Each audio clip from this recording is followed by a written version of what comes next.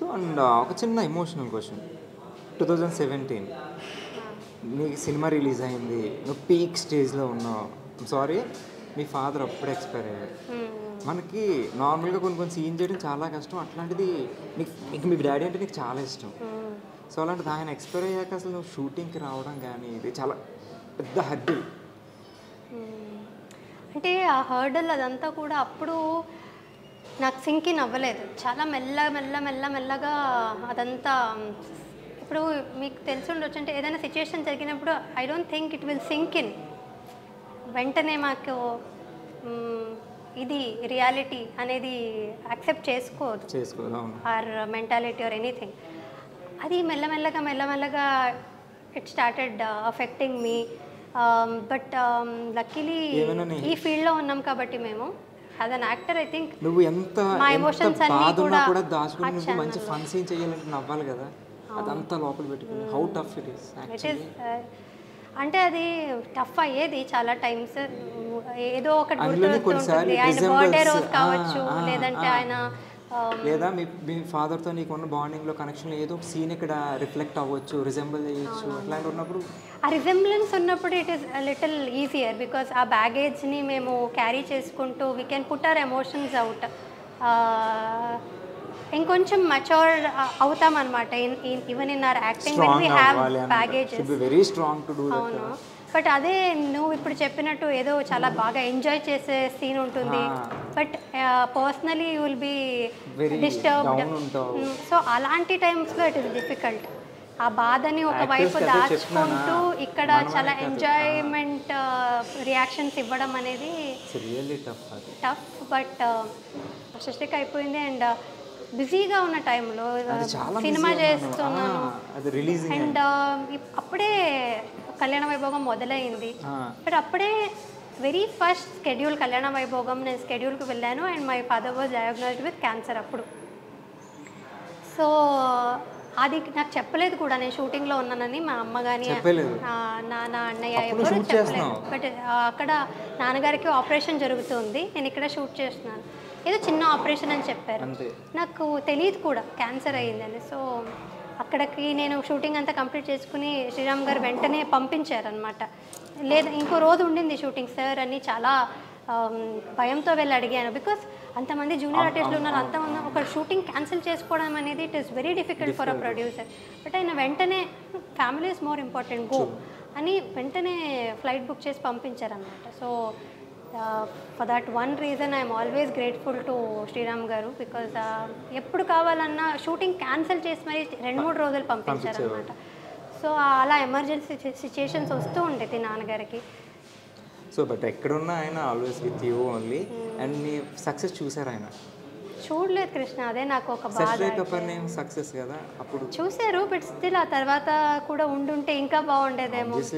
Success career కంటే ఎక్కువ he wanted to see my నా పెళ్ళి చూడాలి, ఆ సక్సెస్ నా పర్సనల్ లైఫ్ సక్సెస్ చూడాలని నేను చాలా అనుకున్నారు ఆయన.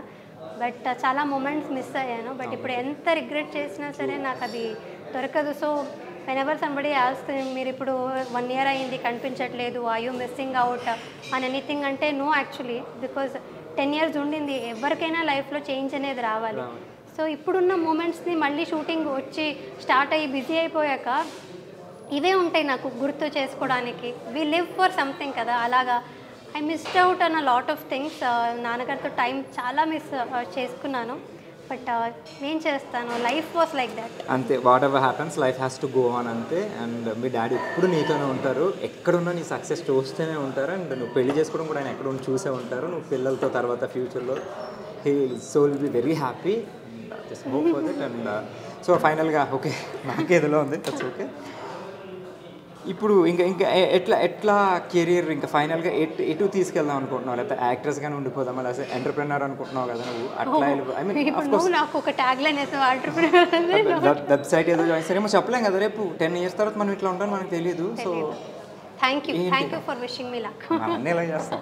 సో ఎటు చేసుకుందాం అనుకుంటున్నావు? యాక్టింగ్లోనే ఉందాం అనుకుంటున్నావా? గోల్ అంటూ లైఫ్ టైం గోల్ వచ్చేది మనకి. సో నువ్వు అప్పుడు వచ్చినప్పుడు తెలియదు నువ్వు ఇప్పుడు సిల్వర్ది పెడతావని. సో ఇప్పుడు నీకు తెలియదు తర్వాత 10 ఏళ్ళ తర్వాత ఏం పెడతావు. కానీ ఒక లైన్ ఉంటుంది మనకి లోపలే ఇంటర్నల్, ఒక బ్లూ ప్రింట్లా అంటే నాకు గోల్ అంటూ ఏం లేదు, జస్ట్ నాకు ఎప్పుడూ లేదు గోల్ అంటూ ఇలాగే ఇదే కావాలనేది ఎప్పుడూ లేదు నాకు. I'm going like how life takes me. నేను కొంచెం వర్కౌట్ చేస్తూ ఉండాలి, హార్డ్ వర్క్ చేస్తూ ఉండాలి, అండ్ ఇంకా ఆ క్యూరియస్ ఎలిమెంట్ అనేది ఉండాలి. I should be curious and do 100% ఏది చేసినా అనేది ఉందే తప్ప ఇదే చేయాలి అనేది లేదు. బట్ డెఫినెట్లీ చాలా ఆశలు అయితే ఉన్నాయి. I got a lot of dreams. చాలా ఉంటాయి అసలు. నా ఆశలకి అలాంటివి కూడా ఎనీథింగ్ ఎవ్రీథింగ్ బిగ్. ఇప్పుడు సిల్వర్ సక్సెస్ అయిందంటే ఏం చెప్తాం, వందల కోట్లు అయితే కోట్లు. బట్ యాజ్ అన్ యాక్టర్ మీరు చెప్పిన గోల్ అయితే ఇంకా చాలా చాలా చాలా క్యారెక్టర్స్ చేయాలి, పెద్ద స్క్రీన్ మీద కూడా చేయాలి. ఆస్పైరింగ్ క్యారెక్టర్ ఏదైనా ఉందా ఒకటి మనం ఇదే చేయాలని? చాలా ఉంది, చాలా చాలా ఉంది. బట్ ఎప్పుడు వస్తుందో అదంతా అవకాశం. మహానటి ఒకటి చేస్తావు కదా నువ్వు, అది చాలా ఇంపార్టెంట్. చాలా మంది అది అనుకుంటారు తెలుసు, ఇట్లాంటి రోల్ చేయాలని. నువ్వు చేస్తావు, గెటప్ వేస్తావు. సావిత్రి గారు గెటప్ వేయడం అనేది not a normal thing. She's a beautiful wonderful actor. So అదంతా చేసి ఇంకా చాలా అలాంటివి చాలా చాలా చేస్తూ ఉండాలి. ప్రస్తుతానికైతే పర్సనల్ లైఫ్ ఎంజాయ్ చేస్తుందా? ఫర్ ప్రెజెంట్ బ్రేక్ తీసుకుని పర్సనల్ లైఫ్ ఎంజాయ్ చేస్తున్నావు, తొందరలో మళ్ళీ స్క్రీన్ మీద కనబడబోతున్నావు. And for that I wish you all the very best. And lastly ఏంటంటే, any tips for newcomers? ఇప్పుడు వచ్చే వాళ్ళకి నువ్వు 10 ఏళ్ల క్రితం మన జనరేషన్ కాబట్టి, 90s కిడ్స్ కాబట్టి, 20 కిడ్స్కి ఏమైనా సలహాలు ఉన్నాయా? అంటే రిగార్డింగ్ యాక్టింగ్ అనే కాదు, జనరల్గా యాజ్ ఎ హ్యూమన్ బీయింగ్ కూడా మనం we can give more tips. వాళ్ళ నుంచి మేము సలహాలు తీసుకోలేము కృష్ణ, మేమేమి ఇస్తాం వాళ్ళకి. తీసుకుంటున్నాం తెలుసా, వాళ్ళు చాలా నెక్స్ట్ జెన్సీస్ కదా. అంటే జనరల్ నువ్వు చెప్పాలనుకునే లాస్ట్ ఫైనల్లీ అంటే మాకు జెన్సీస్ కూడా తెలుసు, ఓల్డ్ స్కూల్ కూడా తెలుసు కాబట్టి I think we are more balanced as kids. So ఇంకా కిడ్స్ అని అంటున్నాను చూడు, నేను అక్కడే ఉన్నా. By heart and see we are maintaining. See నువ్వు అలాగ ఉండిపోయి నేను అలాగ ఉండిపోయాను.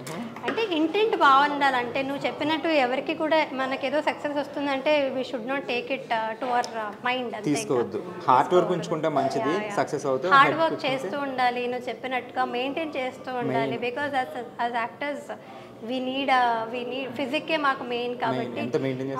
అవును, ఐ థింక్ వాళ్ళందరికీ తెలిసే ఉంటుంది ప్రతిదీ. వాళ్ళకి జస్ట్ సిన్సియర్గా ఉంటే చాలు. సిన్సియరిటీ, పంక్చువాలిటీ, డెడికేటెడ్ ఉండాలి, ఫిట్ ఉండాలి, బ్యూటిఫుల్ మెయింటైన్ చేయాలి, అందరితో మంచిగా ఉండాలి, మసాలా టీలో పెరిగేయాలి. వంట నేర్చుకోవాలి, నాలా ఉండకూడదు. లేదు నువ్వు చెప్పావు కదా ఏదో, ఎందుకు ఏ వంట చెప్పావు, టీ కూడా వంటే చెప్పావు. ఎందుకంటే వంట నేర్చుకుంటే చాలా ఇండిపెండెంట్ అయిపోతాం మేము. నేను ఇప్పుడు చాలా వండి పెడుతుంటావు మీ హస్బెండ్కి. Okay, thank you. Salute brother నీకు. మన ఇద్దరం మాట్లాడదాం, నేను నేర్పిస్తా వంటలు. And real it was nice starting with you. నా ఫస్ట్ గెస్ట్ నువ్వే, అండ్ గెస్ట్ అనట్లయితే వెరీ గుడ్ ఫ్రెండ్.